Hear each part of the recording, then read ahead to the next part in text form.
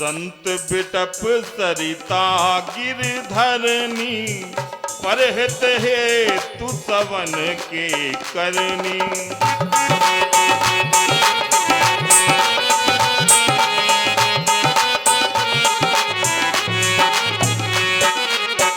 संत बिटप सरिता गिरधरनी, परहित हेतु सवन के करनी।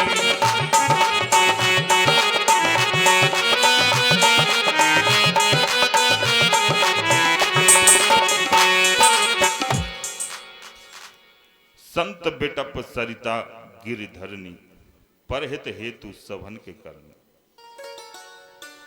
लेकिन कलयुग का ऐसा प्रकोप था कि वो ऋषि जी की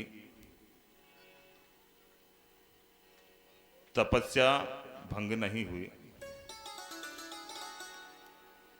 और उनके शिष्य को इतना, पुत्र को इतना ज्ञान नहीं था कि ये शराब के योग्य थे राजा या नहीं थे। कोई बड़ा बूढ़ा होता तो वो माफ कर देता, लेकिन बचपना बचपना होता है। राजा पारीक्षत जी को शराब दे दी गई कि आज से 7वें दिन तुम्हें तक्षक नाम का सांप डस लेगा और मृत्यु हो जाएगी। ऋषि जी का ध्यान खुला जब उन्हें पता चला कि बेटे ने राजा पारीक्षत को ऐसा श्राप दे दिया। उन्होंने अपने शिष्यों को भेजा कि राजा पारीक्षत जी को जाकर बताओ कि आपकी जिंदगी के कुल 7 दिन बचे हैं, जो भी पुण्य धर्म करना चाहो कर लो, शराब वापस नहीं हो सकती और इस तरह की शराब आपको दे दी गई है। राजा पारीक्षत को जानकारी लगते ही जैसे पैरों के तले से जमीन खिसक गई हो। जो राजा हो उसे पता चले कि तुम 7 दिन में मरने वाले हो, क्या गुजरी होगी उस समय राजा पारीक्षत जी पर। पारीक्षत जी ने अपने गुरुजी को बुलाया और उपाय पूछने लगे कि हे गुरुदेव, कोई ऐसा उपाय बताओ जिससे इन 7 दिनों में कुछ ऐसा कर जाऊं कि जब तक सृष्टि पर मानव जीवन रहे ये 7 दिन हमेशा याद करे जाएं। तब उनके गुरुजी ने बताया कि हे राजन, श्रीमद् भागवत की कथा करा दो, इससे आपका उद्धार हो जाएगा और ये सदियों तक गाथा बन जाएगी। उससे पहले किसी ने श्रीमद् भागवत की कथा नहीं कराई थी। राजा ने पूछा कि इस समय सबसे अच्छा वक्ता कौन है जो सबसे अच्छी कथा कह सके। तो उस समय सबसे अच्छे वक्ता वेद व्यास के पुत्र श्री सुखदेव जी महाराज थे। श्री सुखदेव जी महाराज को आमंत्रित किया गया। उन्होंने जमुना जी के घाट पर राजा पारीक्षत जी को कथा सुनाई। तभी से यह पारीक्षत बनाने का नियम चला है। पारीक्षत जी सुन रहे हो? इसलिए हर कथा में पारीक्षत बनाए जाते हैं और पारीक्षत जी को कथा सुनाई जाती है, ऐसी मान्यता है। इस समय पारीक्षत जी आप राजा पारीक्षत जी के पद पर हैं और कथा छोड़कर ना भागें। 7वां दिन आया और तक्षक नाम के सर्प ने राजा पारीक्षत को डस लिया और उनकी मृत्यु हो गई।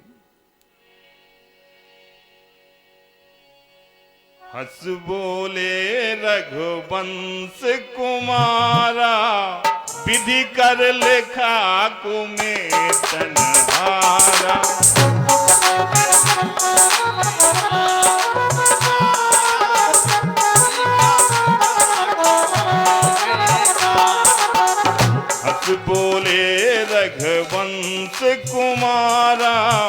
विधि कर लेखा कुमेटन हारा।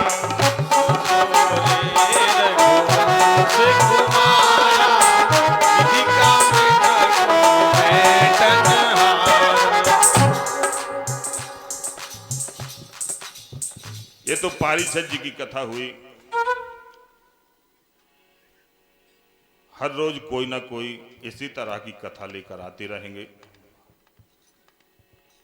साथ में मेन कथा तो अपनी संत श्री रविदास जी महाराज जी की है ही, इसके साथ साथ अन्य कथाएं भी साथ में चलती रहेंगी। अब कथा जहां कल विश्राम किया था वहीं से शुरू होती है, सुने आप।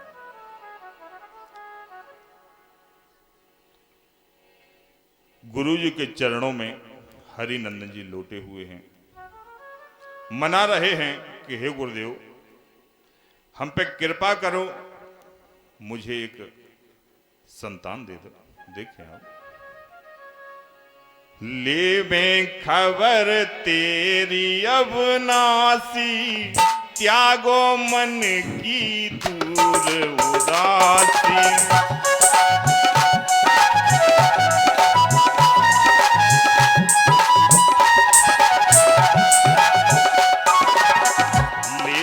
खबर तेरी अविनाशी, त्यागो मन की दूर उदासी।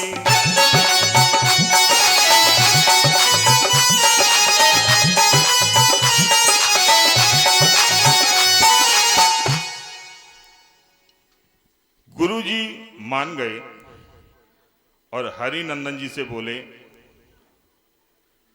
हे पुत्र आपकी खबर भगवान तक पहुंच गई है, अब चिंता मत करो, आपके एक पुत्र रतन की प्राप्ति होगी।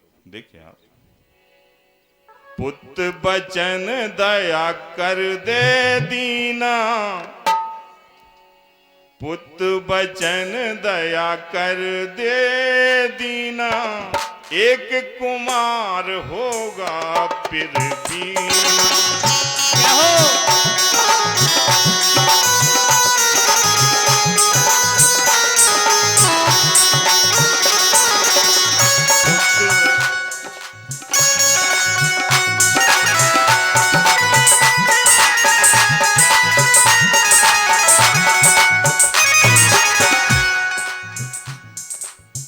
सुत का नाम पड़ेगा राऊ, सुत का नाम पड़ेगा राऊ, कुल उजियारा विपत न साऊ।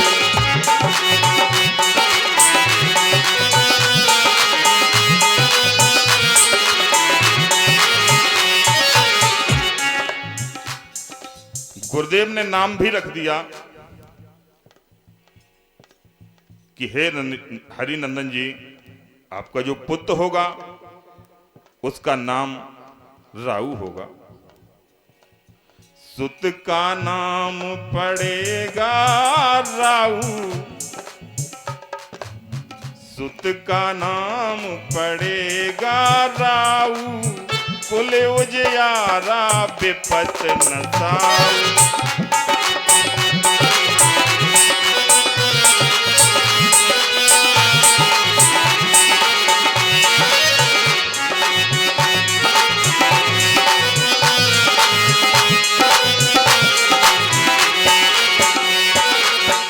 अब बेटा अपने घर जाओ,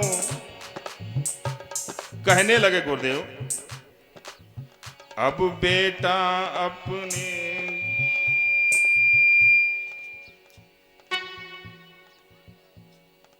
अब बेटा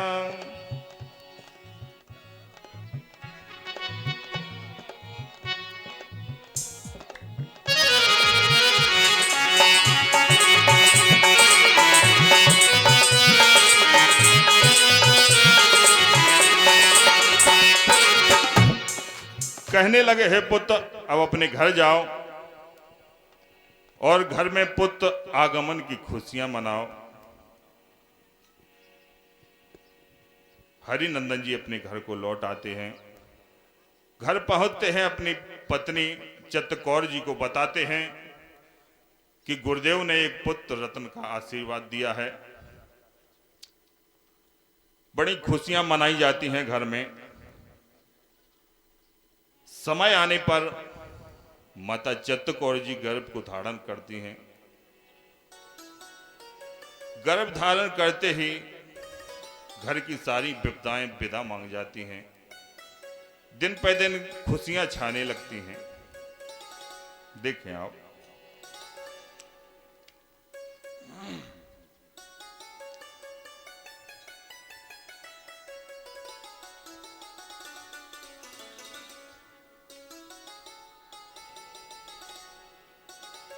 संत बख्शीदास जी लिखते हैं,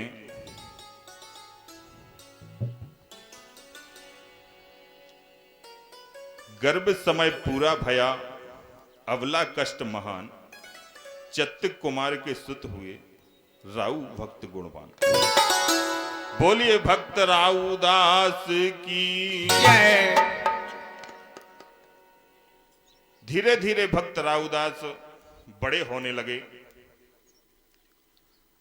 वो तो वरदानी थे, वरदान से पैदा हुए थे।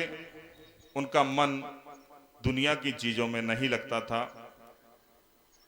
जैसे ही उम्र बढ़ती गई वैसे वैसे उनकी प्रीति भगवान में बढ़ती गई। जो बड़े कष्टों से पैदा हो या जो चीज बड़ी मुश्किलों से प्राप्त हो, वो मुश्किलों से मिटती भी। जो फोकट में प्राप्त हो वो फोकट में चली जाती है। एक चोर था, बड़ा ही होशियार था।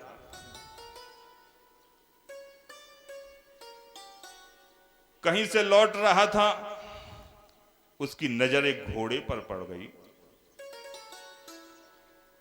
उसने देखा कि यह घोड़ा तो अकेले में बनता है,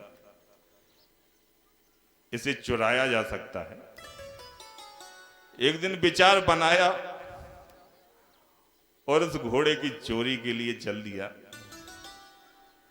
उसका कथन सत्य हुआ और वो उस घोड़े को चुरा के सवेरा होते ही अपने गांव आ गया। लोगों ने देखा तो पूछने लगे कितने का आया।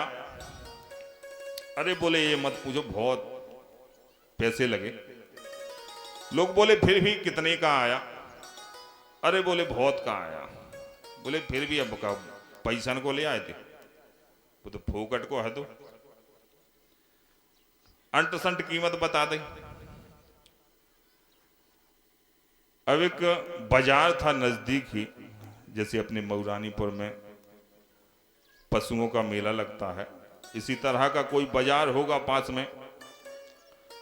उसमें बेचने चला गया। इससे भी एक बड़ा चोर वहां घूम रहा था। उसने देखा, उसे घोड़ा जम गया। वो तो चोर चोर मौसेरे भाई थे, घोड़ा जमाऊ था। उसने देखा कि ये तो हमारी पसंद का घोड़ा है। पास में आया, घोड़े पर हाथ फेरने लगा। राम रहीम हुई, बीड़ी तमाकू जो भी होती हो वो होने लगी। उसने बढ़िया मित्रता की और बोला ये घोड़ा आपका पसंद आ गया और इसकी तो मुंह मांगी कीमत देंगे। चोर ने सोचा अच्छा ग्राहक मिला, मजा आ गया। चोरी का माल वो भी मुंह मांगी कीमत में बिक रहा है। देखें आप, तो जो बड़ा चोर था उस बाजार में मिला। वो बोला पहले हम इसे चला के देखेंगे, शायद गर्राना ना हो। सवारी करत है जो कि नहीं करत, पटक तो नहीं दी। अब चोर चोर हो। घोड़े को लिया, उस पे बैठ गया। बोला इसे दौड़ा कर देखेंगे। जो चोर लेके गया था वो बोला दौड़ा के 3 राउंड मार लो पूरे मेला का। चोर बैठा, घोड़े को एड़ लगाई और दौड़ाता हुआ चला गया। ये चोर देखता ही रह गया।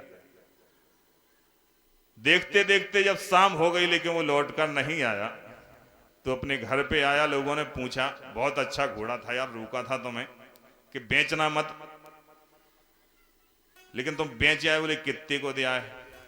अरे बोले 12 पूछो। बोले नहीं नहीं बताओ, ने तो भाई भैया